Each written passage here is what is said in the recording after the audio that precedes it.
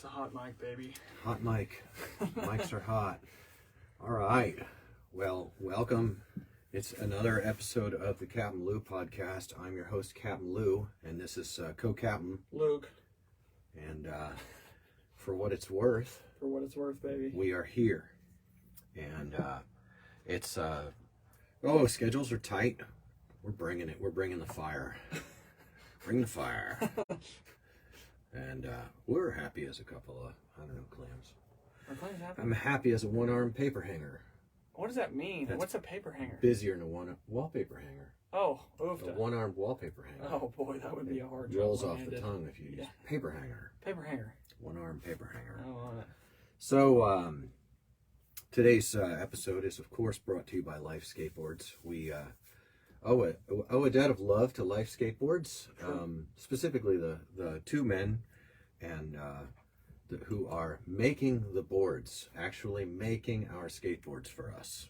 Literally. And our minds are blown that we actually can call the people who make the boards that we ride every day. Also brought to you by those of you who have subscribed to support us through our Podbean portal. Patreon. Yep, CapmLew.podbean.com, some such. The link is on the Facebook thing, and if you are already listening to us on Podbean, well, you know. But if you're on Apple, Spotify, or Google, whatever Google thing is, that's that. Also brought to you by every now and then some nice smelling beard product that I can't remember the name. It's not a paying sponsorship, but we gave a nice plug out to that one last time. And hey, how about Harley Davidson motorcycles? Who can complain about the old ones? Well, because there's nothing terrible about them that you can't just change. How about that? Well, that's fine. That's an fine. ad. Yes. That's an ad bite that is worth money. Yes. There's nothing terrible about them that you can't change. Yeah. I mean, don't like your Honda Shadow? Yeah. Tough luck. You want to change the oil on your Indian Scout? Yeah. Good on you. Yes. Hope you like 3 oil drain plugs. Also, if you want to change your air filter, hope you like taking your whole frame apart. Yes. Right. I don't even know how to handle the idea of someone phone calling me during a podcast. That was a spicy moment. I'm also turning off my earbuds thing. Well, Luke and I are on a little bit of a time constraint today, and we had a thread of thought that we thought we would bring to you. And we were in the truck coming back from the transmission shop. Yes. That's a story in itself that we'll leave for another time. And we were talking about kind of reviewing some of the happenings of the past and talking about me stepping out of being a skateboard maker and owning a skateboard brand. And I said something. Yeah. I said, making a great skateboard for you to ride was not enough. Yes. That is the contribution that I wanted to make in life and in my community and in the skateboarding stuff was much larger, much different than just making a great skateboard. I'm not sure it's a bigger contribution, but I think it's more important. And some of the recent podcasts we've done definitely... Oh, the guy who called me just commented. Mike, thanks for calling. I will be back to you, and I appreciate that you reach out. Thank you so much. What I wanted to do in skateboarding has always been the same thing. I've always wanted to see the good stuff grow and the bad stuff shrink. And of course, those are opinion-based statements. Jeez, how dare you? Well, I mean, that's what I got. That's what I always wanted. For me, the good stuff in skateboarding is definitely, that opinion is rooted in my experience of skateboarding in the 1980s. It was a come-as-you-are culture. It was a come-as-you-are thing There were no teams, and no one was gonna kick you out. That did exist. The teams thing and the fashion thing were kicking up pretty heavy in the 80s. And but I saw it as a catching basin for people who were disenfranchised. Yes. What a big old 50-cent word. Someone went to college. Jeez. Must be hanging out with leftists. Oh my gosh, yeah. I sure do. Sure will. Now that said, and pardon the slurping, but I'm trying to chug down a couple of cups of coffee because it's 6 o'clock. I was at a roof all day and I'm tired. Now, so then, I said what I said. I said I was not satisfied with. Well, dude, bro, the frickin'. Oh, what a strange thing it is when the recording just pauses. Just pauses. I have no idea how Why? it did it. None. And we're back. Well, it's okay. We'll recap. I know we were 2 minutes in or that's so. fine, yeah. So we probably got something of one of our Yeah. appreciating people thing out there. Well, we were riding in the truck today, and we had a thought. And what I love also about the Facebook is people phase in and phase out. Yeah. And restarts are possible. So Yes, absolutely. we were riding in the truck today, and I said that making a great skateboard was not enough for me. Yep. And it did take. I went on hiatus. I said I was on hiatus from the start, and the reason I used that term was because I knew that I was not done. Farting around, messing with skateboarding. I knew I wasn't done. I wasn't finished with skateboarding. Partly because in this world, in the world of carbon-based life forms, and because of the affluence of our culture, yes. I am able to be a participant in even identity level skateboarder-ness. I'm a skateboarder. Yeah. And that's up for debate, and I actually welcome. I welcome the critique of those who would say publicly that Lou Ross is not a real skateboarder. I think that's great. I'd like to take a moment to encourage that kind of thing, because instead of like killing me, it makes me more alive. It gives me another chance to talk about what I think being a skateboarder would be all about. Right. If being a skateboarder were an important thing. Yes. It's not. It's really not. Being a human being is an important thing. And being one well, with wisdom, and being a good one with righteousness, that's important. And that can happen in skateboarding. It can. But usually we also have jobs and families. Family's a tough one. Yeah. And oh yeah, there are those who call me a biker as well. Someone just chimed in. A dear friend who I love very much just chimed in. There are those who call me a biker, and among their company are some people that I would call bikers, but I don't have a handle on what it means to be a biker. I just do what I do, and I'm just going to let the chips fly and let other people call me whatever they want to, because I can't control that. And a wise person said, it's none of my business what someone thinks I am. Yeah. It's not my business.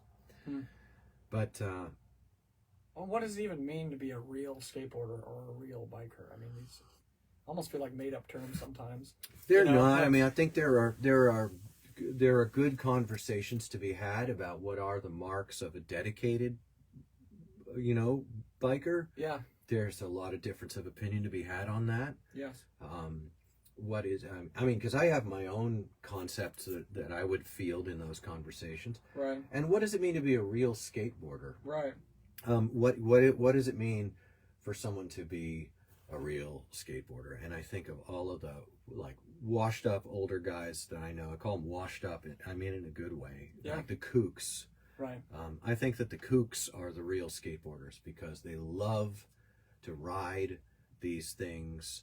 And there's no, they don't get the kind of social benefits. They ride these things even though they suck.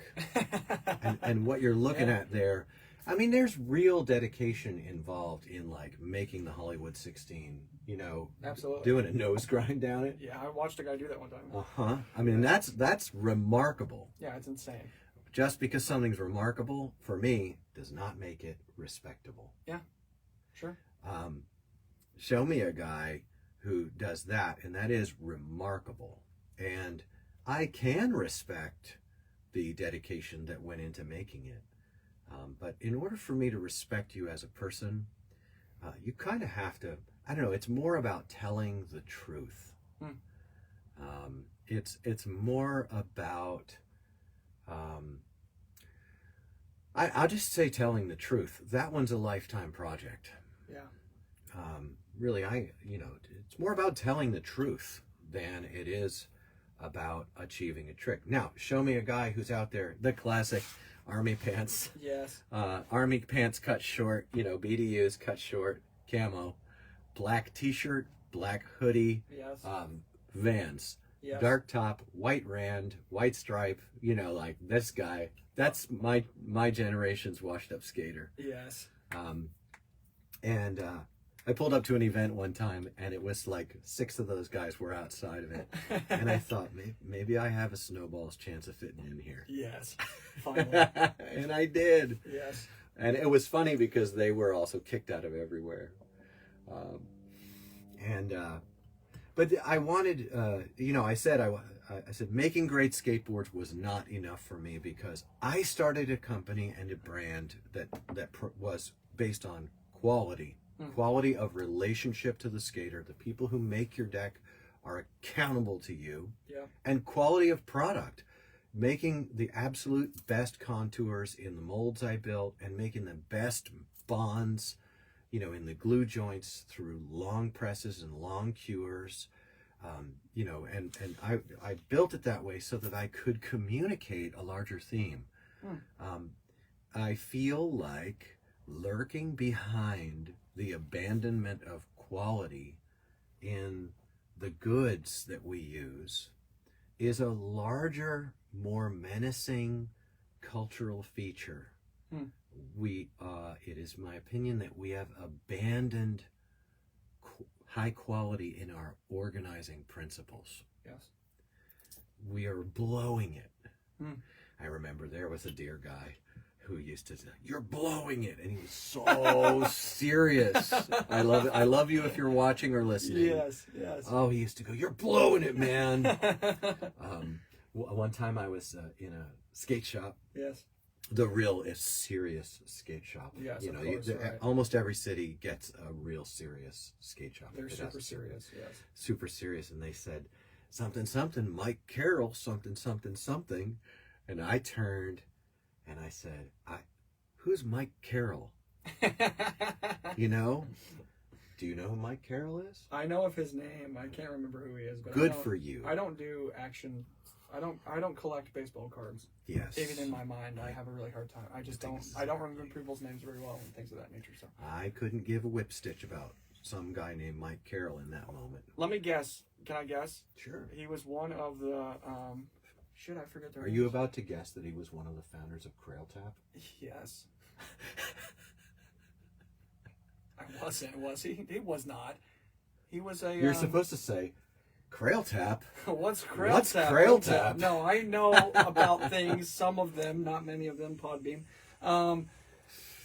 Mike Carroll was one of the... He was like a peer of like Lance Mountain and Steve Cab. He was definitely a peer of Greg Carroll, and they were both a solid 10 years younger than Caballero and Mountain. Oh, okay, they were younger. They were 90s guys. Oh, they were nice. Okay. Yeah, they were 90s guys, but I didn't even care about Mike McGill and Steve Caballero and Lance Mountain and those guys. I didn't care about them either, because to me, skateboarding was, it was a quintessential manifestation of kinetic freedom, creativity, all these things. Like, it was really important to me.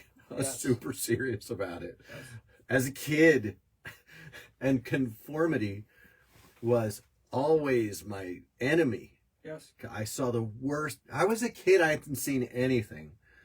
I just loved nonconformity because it was explorative. Yeah. You're exploring. Yeah, and there's an aspect of innocence that can be retaken in these realms, you know? That's well said. Yeah. I really like it. That is well said. And that is what threw into my older years as I was a 27, 24-year-old skater, and I was so much older than the other skaters. A 35-year-old skater, and I was so much older than the other skaters. That's what I valued, and that's what when I conceived of the idea, a friend of mine started Fickle Skateboards. Oh, yeah, I didn't even start it. I was there to help. I wanted to help to build a brand that would platform that kind of nonconformist but explorative experience in skateboarding. However, I don't know. Can we get on that wall with the skateboard and come back down? That was. Right. I loved that aspect of skateboarding, and so when I wound up being given that brand, Fickle, pretty quickly, and then I used Fickle to platform that kind of non-elitist, non-conformist skateboard culture in the doing of skateboarding. Yes. And I platformed it with a focus on quality and authentic support for the skateboarder in the business model of basically immediately going direct to customer and offering the direct relationship with the skateboard maker. And in my top years in 2018, I was above 100 boards a month of demand and makings, and then began throttling it back in that era because my life had begun to be affected by because skateboarding business is actually not skateboarding business. It's a community of mostly scoundrels. And that, you can have a lovable scoundrel. You know who was a lovable scoundrel in that movie in 1978 was Harrison Ford played him. He was like a space pirate was fleeing from Yes, dude. It was Han Solo. Oh, yes. Yeah. Okay. Han Solo, right. The smuggler. Yes. He was a lovable scoundrel, Yes. you know. Yes. So I have a soft spot for the pirates among us. Yes. I do. And just because someone's a criminal doesn't make them a bad person. Sure. Enough stupid laws exist to stitch any one of us up on a charge.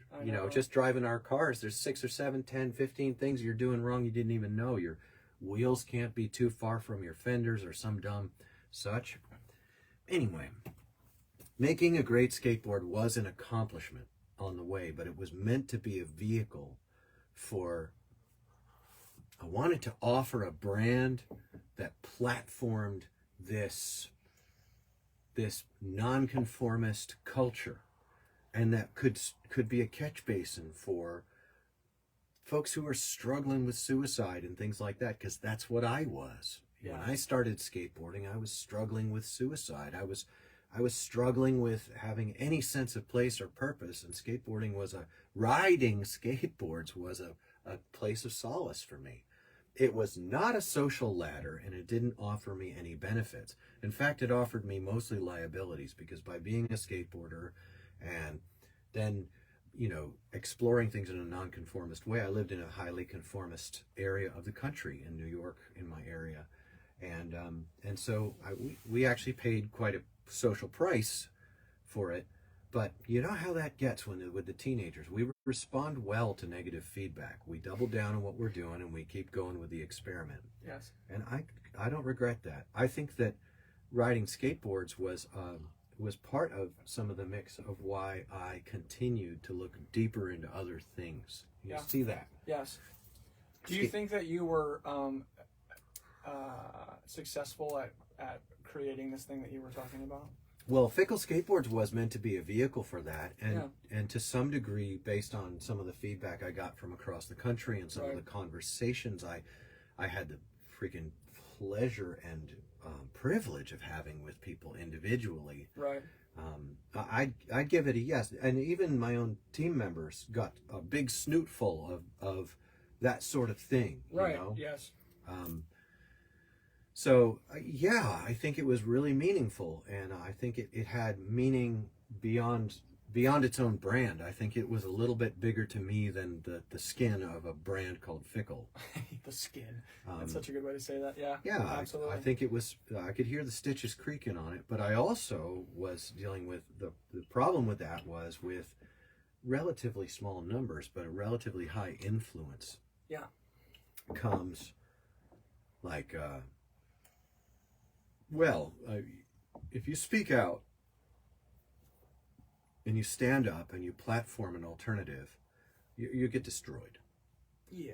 And that's going to have to be fine for anyone that wants to speak out and stand up and stand for a different ethic or a different moral compass in a generation that's wholly given over to, and so I was getting destroyed. Yeah. I was. I had this fatwa that had gone out on me from the powers that be. And what's funny is they may have meant it 1/3 of the effect it had, 1/10 of the effect it had. Sure. I even could argue on their behalf that they never really intended to come to my home and murder me like they promised and said publicly, and never meant it to choke me till my eyes fell out. Right. But I do think they were delighted that the same kind of call got taken up by 20 or 30 more grown adult people in the community, and was approvingly looked on by another 100, 200. And then you had all the middlers, right, who were perfectly fine with that going on, even though they knew it was dark and it was bad and it didn't bode well for anything new, creative, or even just a dissenting cultural thing to happen. Yeah. That's what troubled me the most, was to see how these outrageous behaviors were not provoking outrage. And I don't know if it was the last podcast that we talked about the Under the Bridge and the podcast Peter Martin. Yes. Oh shoot. Anyway. Yeah. In that, that's public record. There's no there's issue there, but we wanted to not be saying names. Yes. But the bad things are going to happen. Bad people of bad moral character are going to do morally bad things, and there shouldn't be like, we shouldn't be like that about it. We shouldn't be surprised. Right. But we should take it seriously. And when I saw that my own community at the leadership level was against taking things seriously and against serious conversation and serious dialogue or trialogue, or how many logs you got in the fire. Right. When I saw that not only were they disposed against it, but they were violently disposed against it. They were willing to ostracize, marginalize, but even assault. Yeah. They would commit assault. Assault was committed on the books, on the record, over advertising board quality. Okay. In a community where it's like ride the best, F the rest indie trucks for years and years and years, and someone comes out and says, why ride a turd? Ride something that someone who cares about you made. It's ad copy. Yeah, come on, man. And the disagreements can be as public as the ad. Yeah. So why the murder? Yeah, right. Right. And then when people started calling people who rode my boards kooks, I publicly took on Kookwood as our type of deal. Yeah. And then I also approached people in private and said, hey, I market to kooks. That's my native language. Those are my people. You market to cool guys, with elitism. And I punch up, you punch down. But why don't we be friends too? Yeah. Like, let's not stop. Right. But let's learn who each other are. Let's have our kids play together and be friends in life. Yeah. Even though we're rivals in commerce. Friends in life, rivals in commerce. Right. I thought we were both over 40. We both had kids, Yes. Come on, man. I don't understand why that wasn't a good deal. Right. But it was not a good deal to that one. And those are the top leadership, you know, getting calls from Indiana and having the big mogul of Indiana at the time yelling in my ear, promising that I'd never do business because I guess I'm a kook. Yes. You know, all of that, I really recognized that if I use a business, a brand of business product as the vehicle for the cultural input that I want to give, then I will have to fight on two fronts. The first front is I will have to fight to make that business successful despite the unavoidable controversy that the simple diversity of my contribution causes. Yeah. All right. That's a big problem. Yeah. And then I'll have to fight the cultural battle of the diversity of my perspective. That is, no, I think that when a terrible crime against a child is committed in any community, adjacent to any community, there should be lots of talking to each other. Yeah. There should be lots of growing and understanding about what happened and about how we dropped the ball and how we can make that more difficult to happen in the future. Yeah. I just think we shouldn't heal such a wound in a superficial way. You know, that's my diverse opinion that's so controversial. Yeah, geez, how could you? Yeah. Well, it takes a person who gets to know me about a year Yeah. of being around me and hearing these stories to hit a point at which they go, oh, holy cow, that's really important. Yeah. And during that year, they usually spend a certain portion of it going, lighten up, man. It's just skateboarding, man. It's just fun, man. Yeah. Man, you need to just do your thing and just forget about those guys, man. Just forget about those guys. And I'm like, the guys that I can't forget about are the ocean of depressed, suicidal children, children who have health issues, who need to roll on boards, children who are victims of many kinds of abuse, who need skateboarding to be fun. Yeah. I don't think it'll ever be safe. Like, you're going to break your arm. I broke my elbow like 7 times. I've broken 9 ribs. I've got 3 fractured vertebrae injuries, 2 of which were from skateboarding. You know, and I'm fine. You know, it's fine. It's not safe that way, but also because skateboarding is the real, you know, there's real people in it. You're going to have to watch out for the creeps. Lord knows they're hard to spot. And, or they're not. Well, if we talk about things more and if we're intellectually sharp, I mean, I'm already more talking, more being smart. Sure. And if we were spiritually sensitive, what? Spiritual? Come on, man. You know, it's just better. But it's not just better for skateboarding. Yeah. It's better for, So running a brand in order to do that, no. I had to get the brand out of the way and then just do it. Yeah. It took me 3 years to just kind of regroup and come to wrap my head and my heart around kind of how dire the whole thing was. Dude, I know. It's dire. It is. I know that our listeners probably will strain. Well, some of them won't strain to appreciate how dire the situation is. Yes. Because they don't bend there. Yeah. Right. But others among our listeners are either among what I'll call the stupid. I don't think you should be mad. Yeah. Are among the stupid who have had the capacity to see it but have blindly gone on. Yeah. Shrugged their shoulders, you know, don't know what to do about that, so I'm not going to do anything about that. Yeah. It was ungracious of me for me to label them the stupid, but well, I just wanted to put a hook in. Yeah, sure. Now they're hooked. Yeah, they're sure hooked. Well, it's common enough to be stupid in that way, foolish. Yeah, to be foolish sure. in that way. Right. It's common enough that at least we shouldn't be surprised to discover that we've been that way. Yeah. But that doesn't make it acceptable. Yeah, I'm compassionate towards a person's process. It's like you know, when Morpheus hands Neo the pills and he's like, which one you want to take? You know, it really is that moment. And I remember having moments, because I spent a lot of time with you, where I would hear you talk about this stuff, and I just like wasn't clicking sometimes, or I wasn't understanding. And then I would have these moments of really clicking in, and I would be like, oh my gosh, it's like seeing a picture when the light turns on or something, like the light, and I'd be like, holy shit, you've been describing this the entire time. And it's easy to feel like, oh, maybe you're just like being too much, or you're just, your perspective is skewed or something. And then the light comes on and you're like, oh shit. No, it's the entire thing all the way down, and even worse.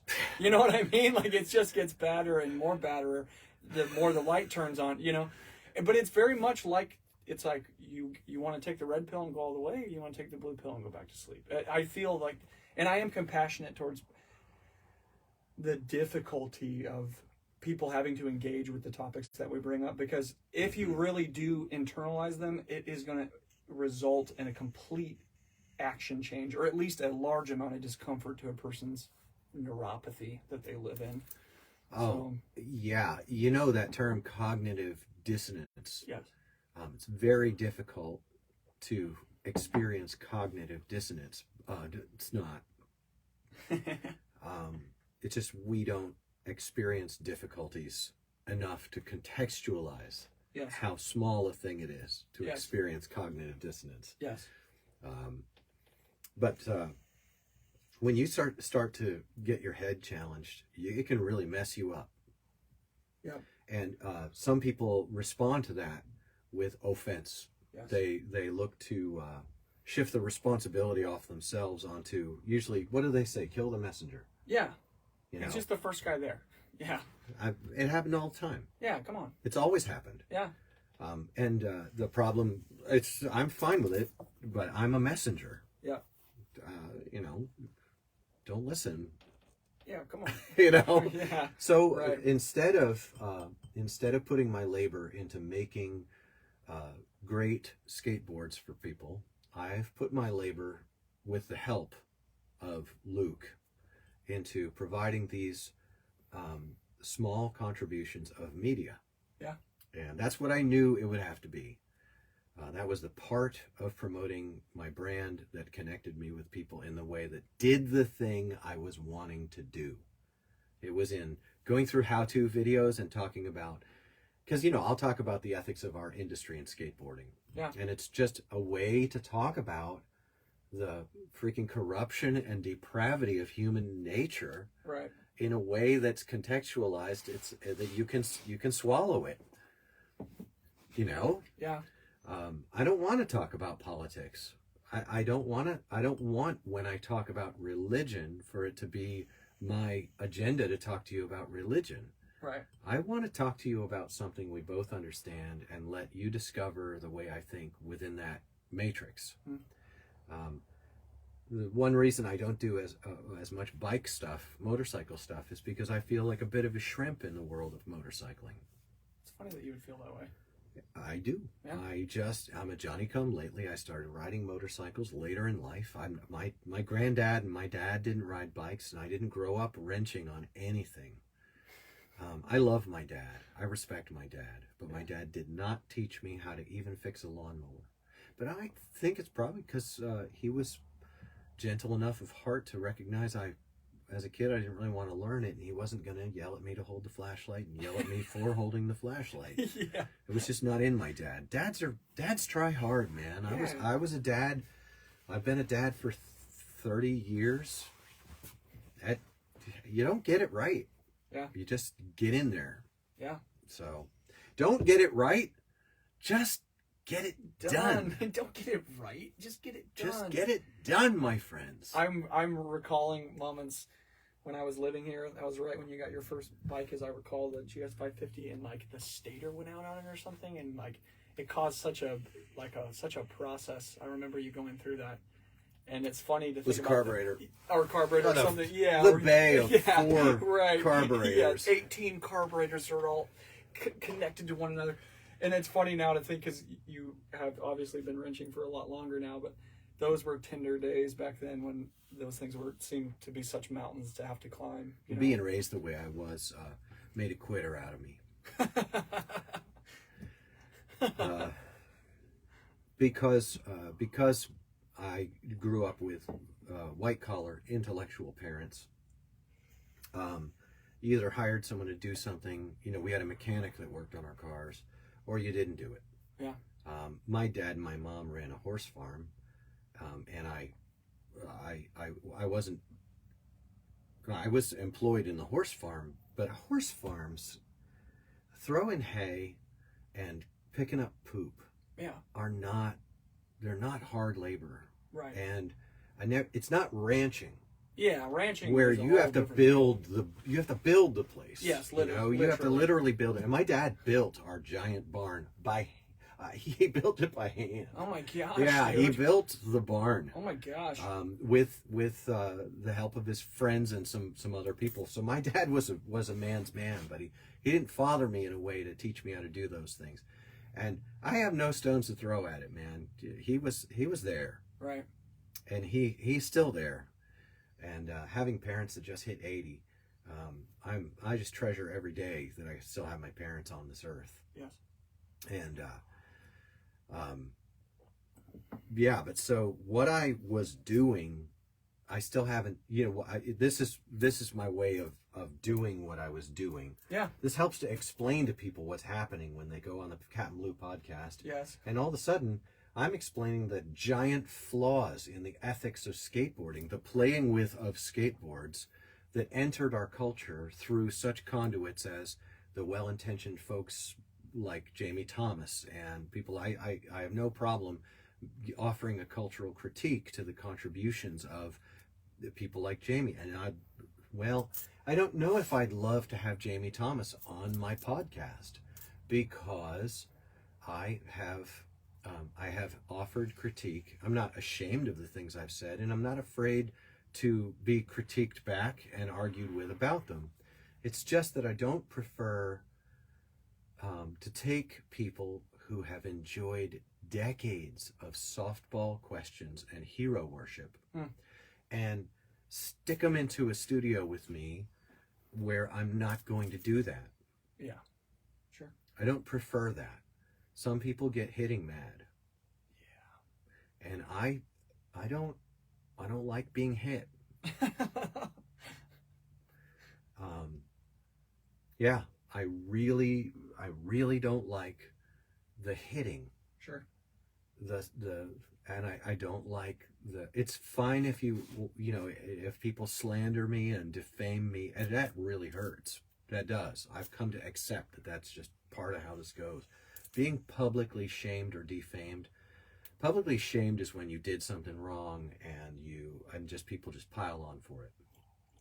And John Ronson wrote a great book called "So You've Been Publicly Shamed." Yeah. And I listened through it on audiobook and I read it. I've probably been through that book 3 times. I listened to it somewhere around 2016, 17, something like that. Was that in the throes of the panic attacks? It was in the throes of the panic attacks. It was after those. It must have been 17, 18 I read through it. Maybe it was 16, 17, 18, something like that. It's all one year to me. Yeah. And I also listened to his interview with Joe Rogan. Oh, he's on Joe Rogan. Yeah, and I really recommend that you listen to the John Ronson interview. He's done at least 3 times with Joe. Very cool. And he did an absolutely incredible job at demonstrating to us the reason that it is illegal to defame other people. Now it's almost unenforceable. Yeah, it's super difficult. Yeah. I did a cease and desist on defamation and threats, followed by a restraining order on threats and defamation. And it was unenforceable. Nobody wanted to really put teeth to the law. But it is illegal for a reason, because it destroys in a productive artistic person, it destroys the part of them that creates and produces. That's what happened in me, and it was I was not above it. It was humiliating to me that I cared. But I went fetal position, that you could be called those things in public. A public that knows you aren't. Yeah. And that nobody cares enough to say, hey, wait a second, he's not, first of all. Second of all, if you're going to say someone is that, you better bring receipts. Yeah. All right? You don't just because you have a brand issue, some clout legacy concern, you don't get to do that to a person. Yeah. Accuse them of crimes they didn't commit. And if you're going to accuse them of crimes they did commit, go to Johnny Law about it and let's see them locked up for you. None of that happened. Right. And I had the Mr. Middleman, nice skate shop owner, say hi to me one time. He's like, "How you doing, Lou?" Right. And I said, "I think you know how I'm doing." Yeah. And he's like, "What?" And I'm like, "You know every single thing that's gone on these last 2, 3 years, 4 years. You know every single thing that's been going on. And I noticed that your voice has been particularly silent." I said, we're not people who can say to each other, "How you doing?" unless you're going to really find out. And it's, man, kind of unloaded on him. What did he do? He looked like a deer in the headlights to me. I don't know what was going on between his ears, but he looked like a deer in the headlights. And I thought, and what was ironic was that same skate shop owner, some years later, he got accused of being involved in a terrible crime. Oh. And I jumped right in. And no, was it he got accused of associating with someone who had done a crime like that. And I jumped right in and I spoke clarity and I spoke opposition to those lies on his behalf. Yeah. Because that's what you were supposed to do. If you're a thinking, intelligent member of a community, you don't, what is the old way they used to say it? You don't brook that folly in your community. Don't brook that folly. But what I discovered was that the nicest guys brook plenty of folly. And it's that old, it's that old quote, "The only thing necessary for evil to prosper is for good people to do nothing." Yeah. I don't know if I believe in good people, but I get it. Yes. I get it. Right. It was Francis Bacon, Edward Drake, anyway. Paul Revere. Paul Revere. Just chalk it up to John Paul Jones. Yeah, John Paul Jones. Ted Nugent. No, John Paul Jones was a pirate. Oh, that's sick. And he became the commander of the United States Navy. And Did he really? He took our Navy to Britain and started sinking ships in Britain during the Revolutionary War, dude. Yes, dude. John Paul Jones, dude. One guy silent tear. Absolute savage. Yes, dude. He was a savage. He's like, "This isn't a problem. I do this all the time. Yeah, we'll just go over there and whoop ass." Dude, John Paul Jones, dude. Learn about him, man. Gosh, I'm writing that down. He's so dope. That's sick. Dope. I hope there's like an autobiography about him or something. There's a biography on him. I'm down, dude. That's hilarious. Yeah, I'm really struck. I think the things that we're talking about obviously are really important, but I'm just really struck about the price that has to be paid. There is a heavy price. You want to be a good person? There's a heavy price on both sides of the equation. No, well, that's the insane thing. That is the crazy thing. The thing is, literally, the nice guys are saying, I'd rather have the likelihood of children getting hurt be higher than experience the discomfort of expressing dissent from my mainstream group. That's literally, that's what's being proclaimed through action and words. All right? Yeah. And that splits my head and breaks my heart, dude. Yeah. It busts me. Yeah. And then the other thing is, this partying, party drugs and stacking regrets and being peripheral and even complicit in these things, that makes it hard to sleep. Yeah. And that's bad for you.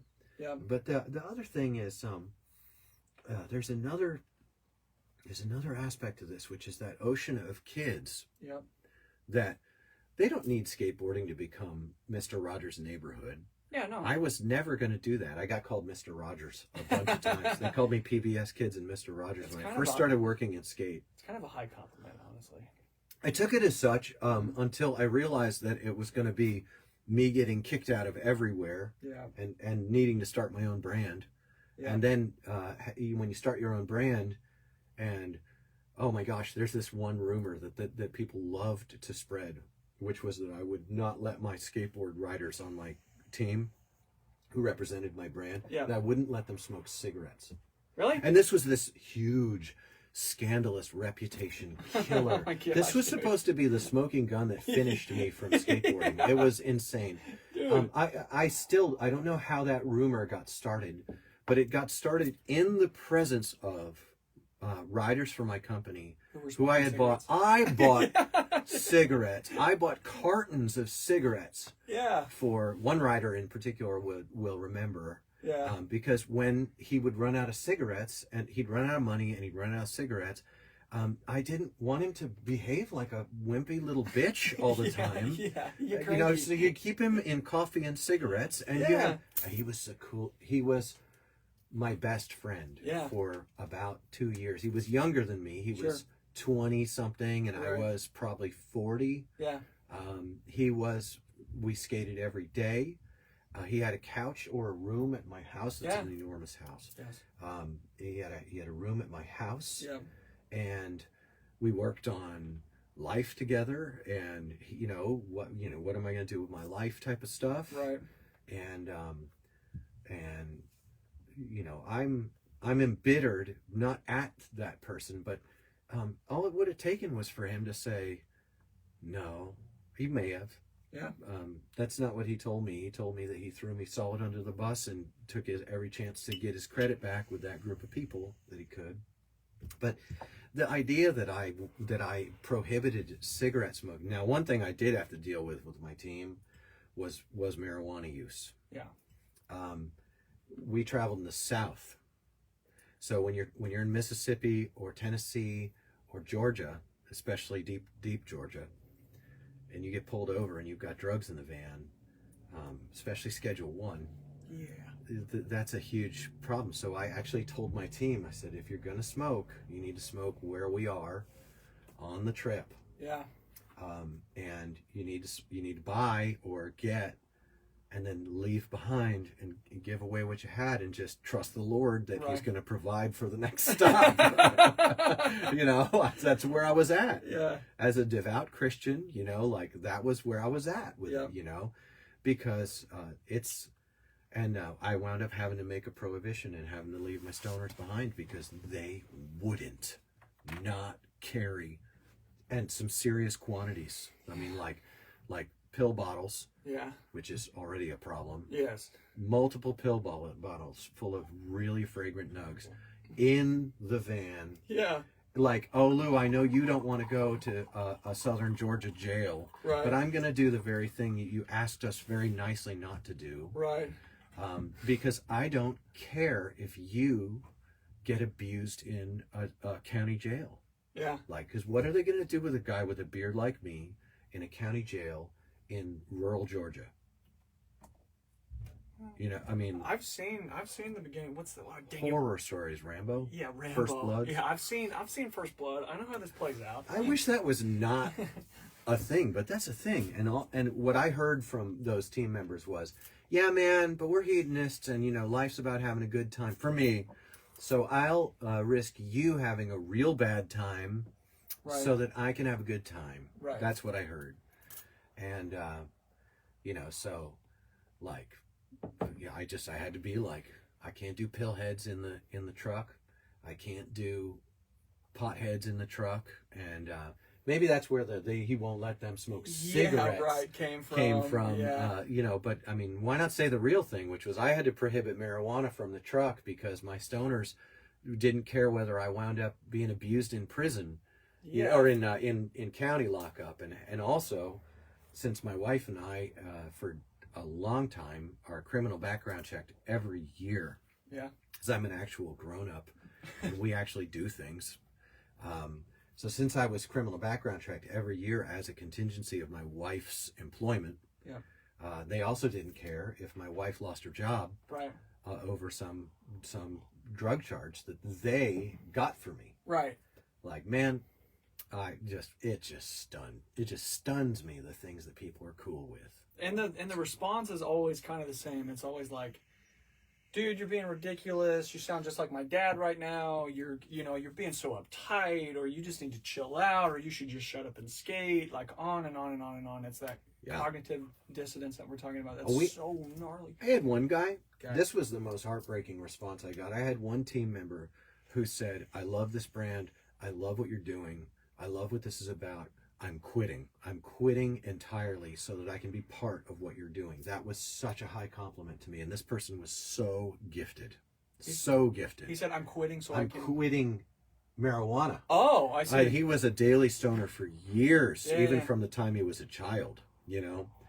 And he said, I'm quitting marijuana so I can be part of what you're doing. And I thought, what a blessing, you know? That's so cool. And I was like, any way I can support you if you hit the wall and you need, you know, any trouble, or if you find yourself to be in any way, you need any support, I'm down for that. My objective was not to get people to stop smoking marijuana. Right. All right. We can talk about that another time. Because I think a good conversation needs to be had about it. Absolutely. But it wasn't a week or two, and he just stepped off the team. Yeah. And he was done. He let that go. Yeah. And you know, he was independently wealthy.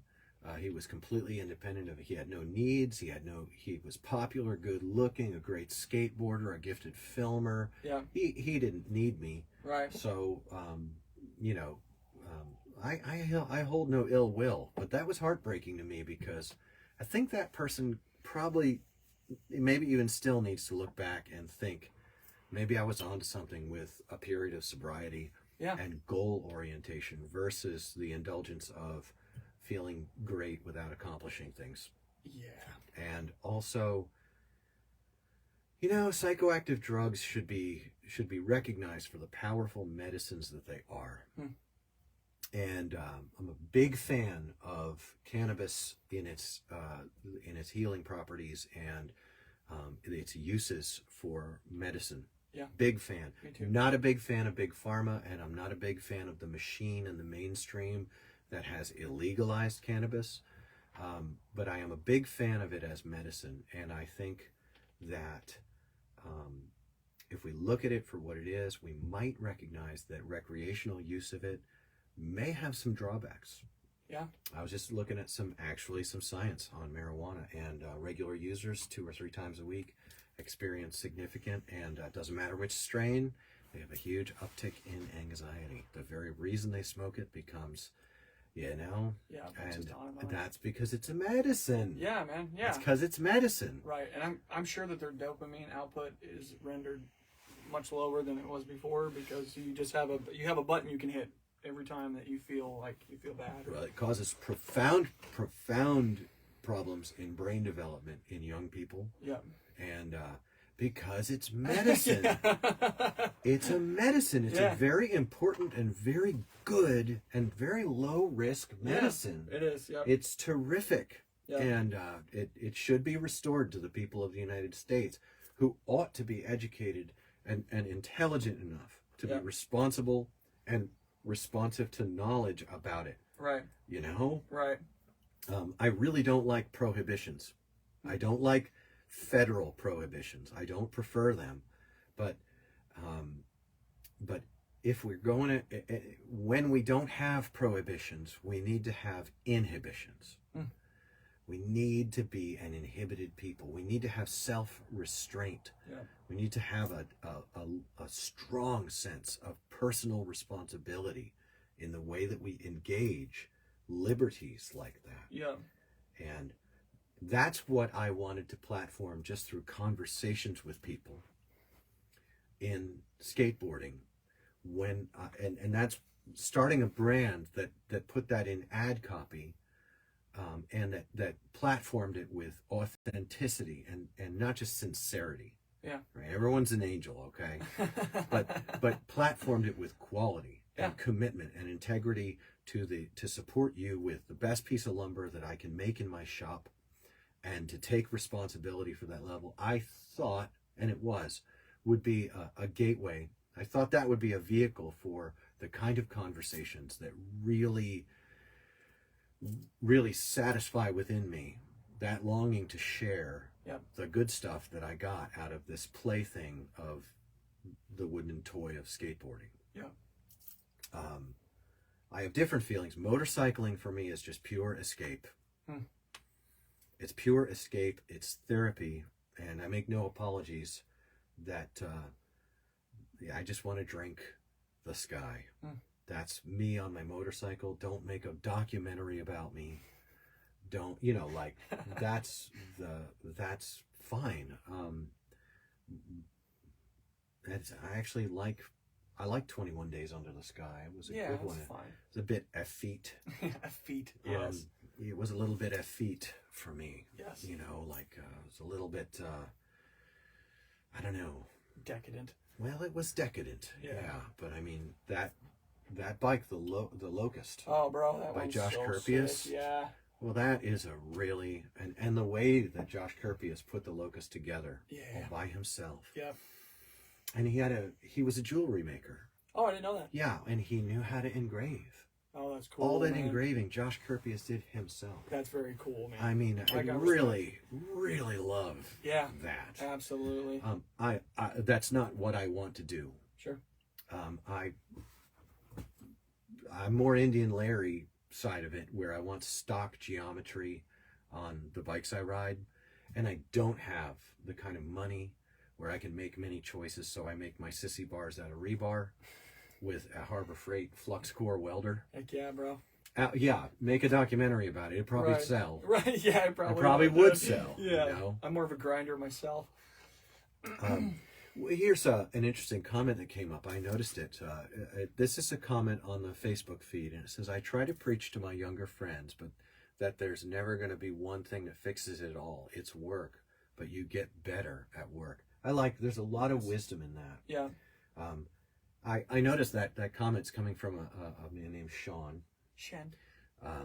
At the risk of misgendering. Oh my gosh, dude. And canceled. Well, sometimes Sean is a woman's name, but I do think that Sean is a man. And so that comment has a lot of wisdom in it, and it speaks to people who, skateboarding saved my life. Skateboarding as almost a religious, dogmatic organizing principle. Skateboarding's not a principle.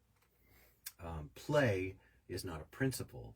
Play is a means by which we discover principles. Yeah. And what I love about Sean's comment is that through skateboarding we may discover that hard work is worth it. Yes. And that may, and often does, translate into art, music, and things like mechanic work and stuff like that. Yep. It often does translate into those. And I have a bone to pick with the Skateboarding Saved My Life crowd. It's not a bone to pick, but I hear skateboarding saved my life 1,000 times. And I think, okay, go further. Yeah. Because skateboarding doesn't do you. It's not a person. Yeah. Your compulsion to skateboard has saved your life. Yeah. You didn't off yourself because you felt compelled to skateboard because you found something else. Yeah. And skateboarding has been another thing, but you made the choice to do that thing instead of the other. Yeah. You made the choice to work hard and achieve something, even something as meaningless as a beautiful 360 flip. Lovely. Meaningless, ephemeral. Yep. Just so momentary. But the meaning in it is all the work that went into it. The meaning in it is the potential to achieve other things as well. Like if you do great 360 flips, maybe you can find a woman who would love you. Yes, I love those moments. Oh, you had your opportunity and you took it. Gosh, yes.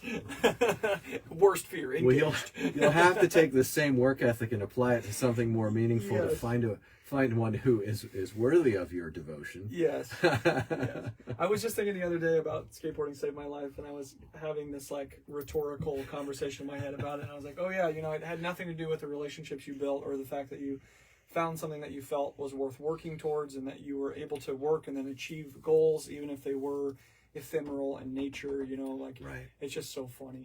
Well, and also I beg of you, please do not require that I admire you for practicing at playing with a wooden toy.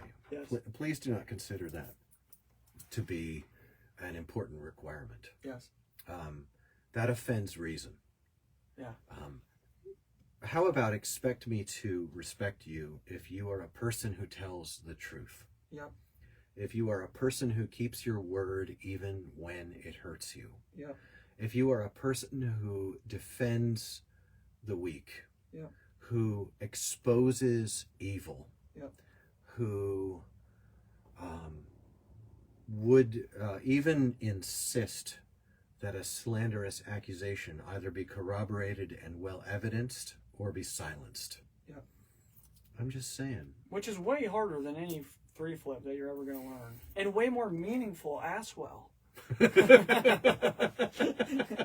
know what I mean? Like, if you like the challenge of saying, I like doing this thing, I want to work at it, then why don't you spend time doing the things that are important as well?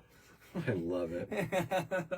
Our friends, we thank you for the time you spent with us. This has been a good hour for us. We hope it was a good one for you. At the end of our time together, we want to thank Life Skateboards for making absolutely terrific skate lumber. I love riding my Life Skateboards, and the reason that I am happy to rep them is because they do what I did. Yeah. And so I'm going to go do the rest of what I did by doing this media. Yeah. You can find what I used to do over at lifeskateboard.com, and Sam and Casper will be more than happy to make you something special, even custom.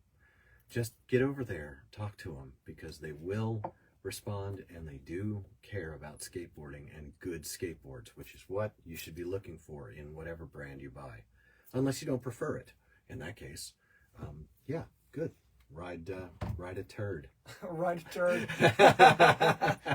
And quickly, we're on Spotify, or no, we're not on Spotify, but we're going to be. We're on Apple Podcast. We're on Google Podcasting for the Android users. We have an Instagram. You can find it. That's right. We have a Patreon. You can support us if you like us. I mean, heck, there's even a CapmLew TikTok. There's a CapmLew TikTok. Come on now. And we have an email, CapmLewQuestions@gmail.com. You want questions, comments, etc. Go ahead. We would love to read and respond to your questions, yep. Your comments, your stories. We would love to both ignore or respond to your thoughtful or less than thoughtful critiques. Yes.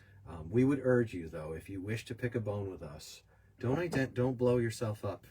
Let's keep it anonymous. I think even if you sign your name in public, I might hide it in our treatment of your objections. Yeah.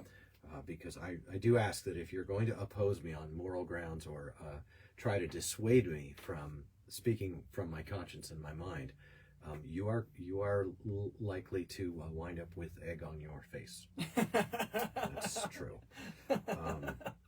Yeah. So I'm happy to eat a plate of crow when I'm wrong, or when I'm convinced that I've been wrong. Yes. I could be wrong. I might have been right. Well, there's that. It does happen. Yeah, you got to watch out for that one even more. Yeah. But last thing I want to do is thank the people who have joined financially in this endeavor. Yeah. And ask that those of you who haven't would consider sending us some of your hard-earned American coin so that we can do things like this with greater freedom and greater reach. Yep.